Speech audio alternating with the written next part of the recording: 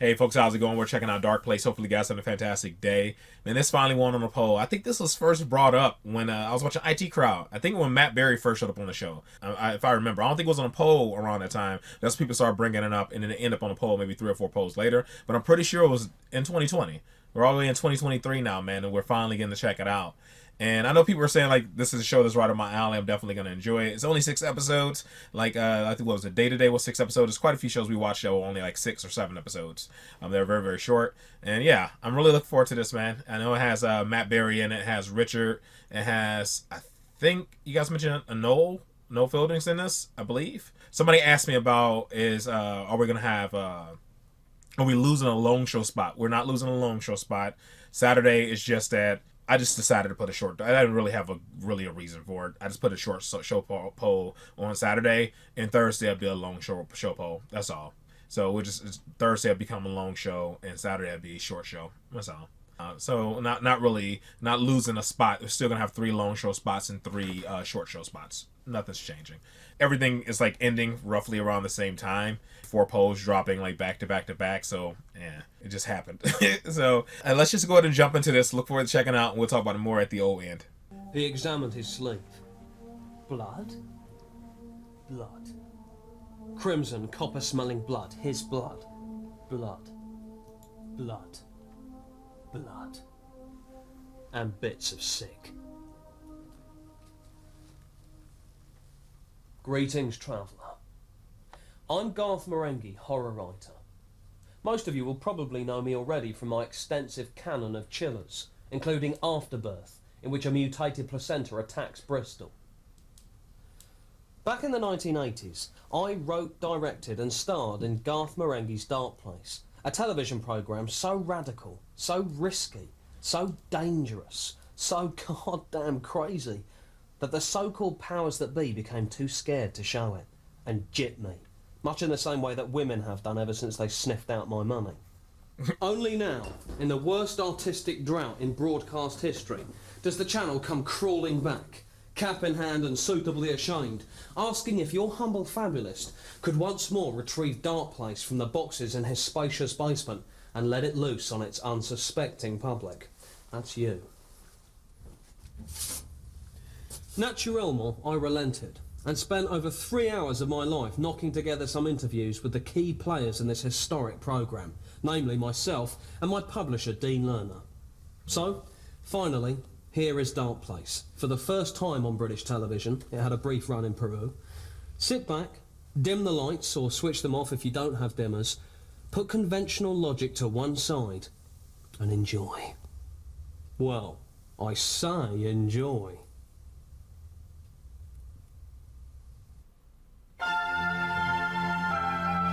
Alright, man, let's see how this goes. Originally whistle. Oh my god.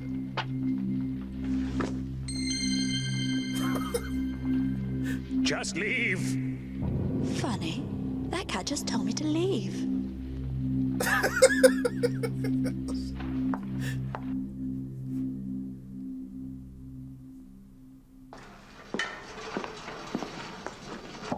Hi, I've come to apply for the doctor's job. I can assure you my credentials are top-notch. I've just graduated from Harvard College Yale. I aced every semester and I got an A.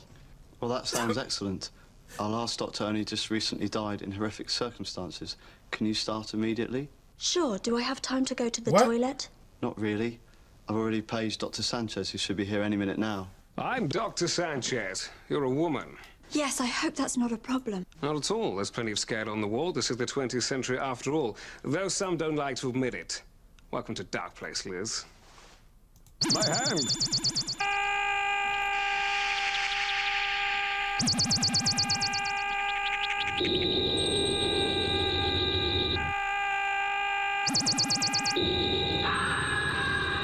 This would be like a psychic link or something?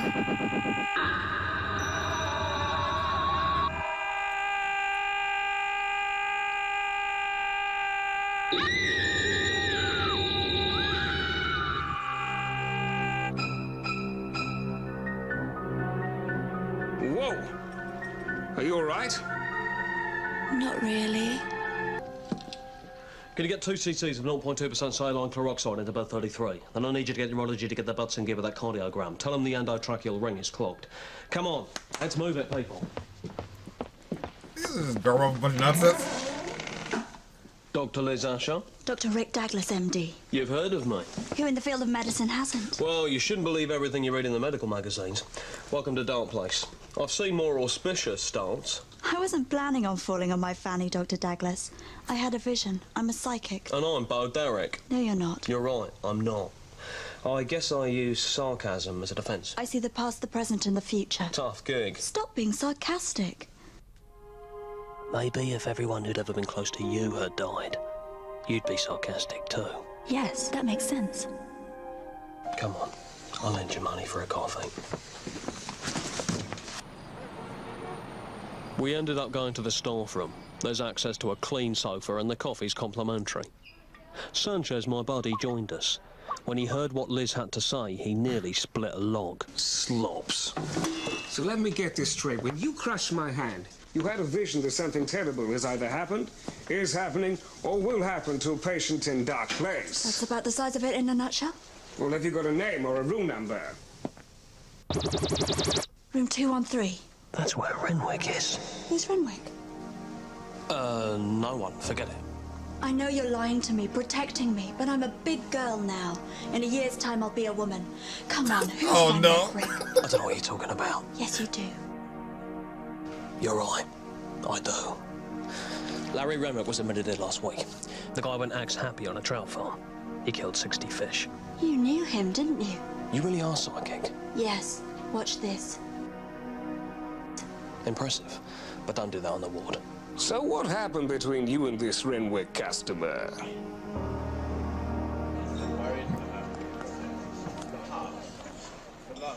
Larry was a colleague of mine when I first started here at Darkplace. God, he was brainy. And brave. Saved my life once. I saved his life twice, so I was one up. We made a pact to push each other's minds to the limit and beyond. Naturally, we both became fascinated with the occult. One night, Larry suggested we try and open the gates of hell right here in the canteen. I pleaded with him. I said no, don't. But he insisted. That night, we performed the rite and opened the gate. Halfway through, I went to the kitchen to fix us both a Coke float. But by the time I got back, he'd gone insane. Plus, he'd left the gate open and there was evil everywhere. I need to grab a shower.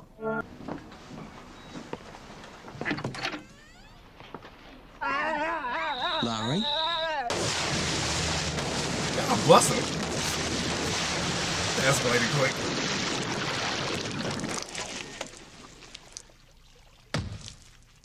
Are you all right? Shut up. I think I'm gonna die. You're gonna make it. I'll get help. No! Oh, no. First things first, I've got to stop you bleeding. Rick, I beg you. There's a shotgun there. Oh, Jesus, Larry, don't do this to me. I beg you. It really hurts. I beg you. Oh, no.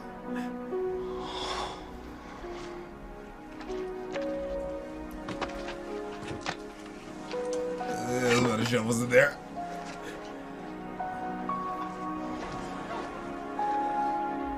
Forgive me.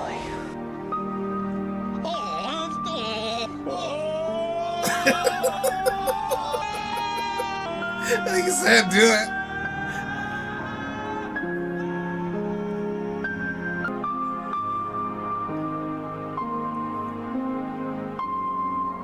That was a terrible killing blow. It hit it like a freaking golf ball.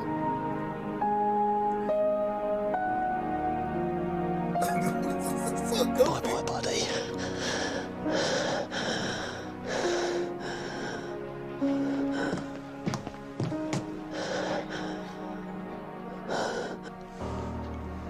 I'll get him up. Yeah. I have never exploded, but I know what it would be like. Don't ask me how, I just know. I've always just known. I don't know whether someone close to Garth had exploded, whether it was a colleague or a pet. But you could tell that scene meant a lot to him. There were tears on set, not from Garth, he was strong for the crew. But I wept. I'm not ashamed of that. It's, I suppose, one of the many burdens he has to bear as an artist in bringing us this gift.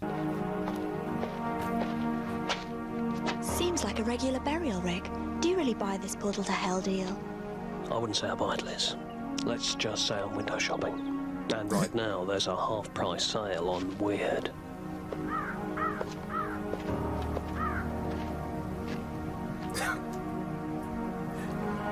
Larry Renwick will be remembered for his wit and laughing eyes, and for being, above all, a good friend. I'm sure we all feel that he exploded too young, but the Lord moves in mysterious ways. Sometimes he'll come in at an angle. Other times he can hover and swoop. Sometimes he can even come in from beneath, like a worm or mole. The Lord, it's his call how he chooses to maneuver. Good God, that's a lot! Oh, no! Gesù Cristo! Nomine Patri, Filii, Spiritus Sancto! Look out, he's got a gun!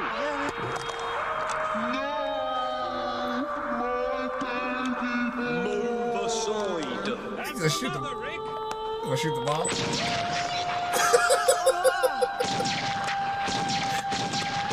Cold-blooded.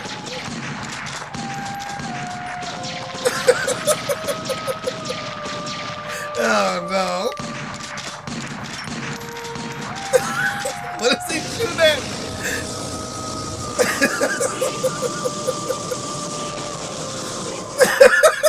Oh, that'll stop Look him. at the camera.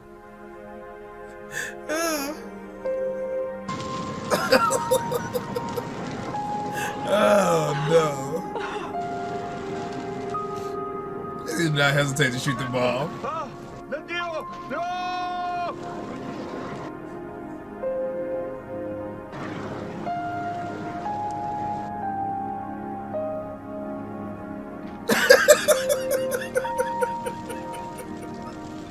Oh no. These cuts are great. Here, take this. I hate using these things. You'd best go see to the mother. I had to put a cap in her shoulder. Tell her I'm sorry. You did what you had to do. I know, but do tell her I'm sorry. Sure. And thanks, buddy. Rick, where are you going? To get some air. To get away. What is he doing? He's squeezing asses. He's gonna get some air. He's already outside.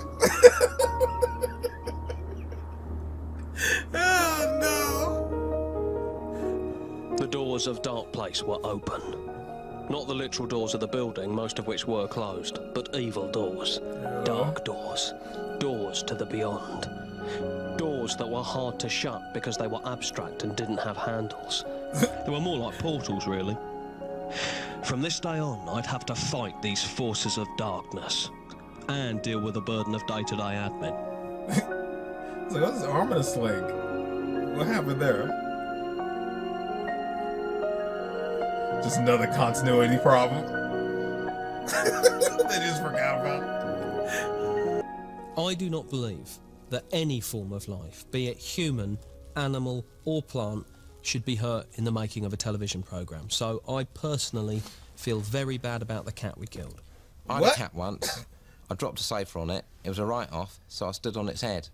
All I do is sit down at the typewriter and start hitting the keys.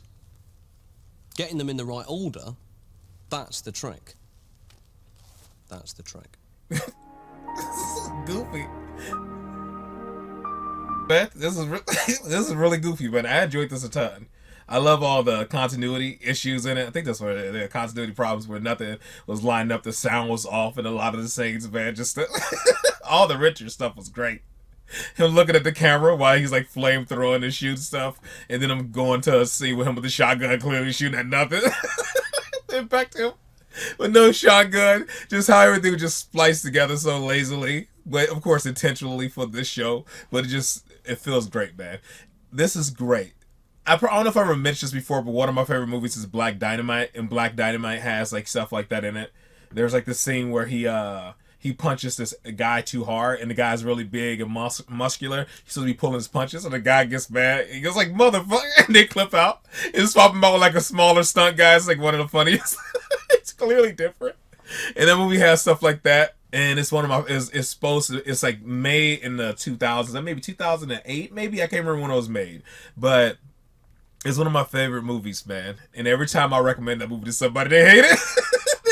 They think it's so stupid.